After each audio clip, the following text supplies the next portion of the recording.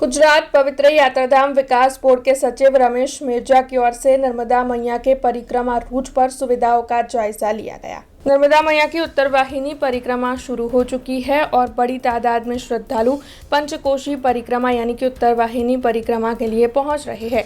तब परिक्रमार्थियों को किसी भी तरीके की कोई दिक्कत न हो, इसीलिए मुख्यमंत्री भूपेंद्र पटेल के नेतृत्व और मार्गदर्शन के तहत राज्य सरकार के गुजरात पवित्र यात्राधाम विकास बोर्ड और नर्मदा जिला प्रशासन की ओर से हर सुविधाएं उपलब्ध करवाई जा रही है।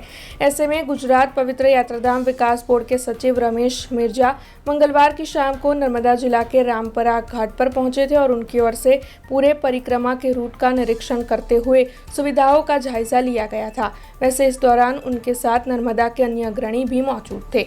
आपको ये भी बता दें कि जो भी परिक्रमावासी आ रहे हैं वो प्रशासन की ओर से खड़ी करवाई गई सुविधाओं की काफ़ी तारीफ कर रहे हैं।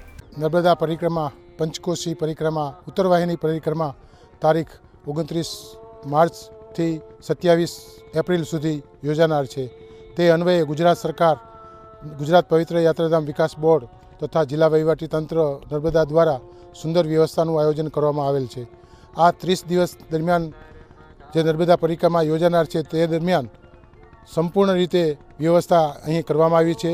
તબીબી સારવારની હોય કે અન્ય સુવિધાઓ હોય, હોડીની સુવિધાઓ હોય કે કામચલાઉ પુલની સુવિધાઓ હોય, લાઇટિંગની સુવિધાઓ હોય, લોકોને ફ્રેશ થવા માટેની, રહેઠાણ માટેની અન્ય વ્યવસ્થાઓ સુંદર રીતે કરવામાં આવેલ છે। લોકો આ પરિક્રમાનો સુંદર રીતે લાભ લઈ રહ્યા છે।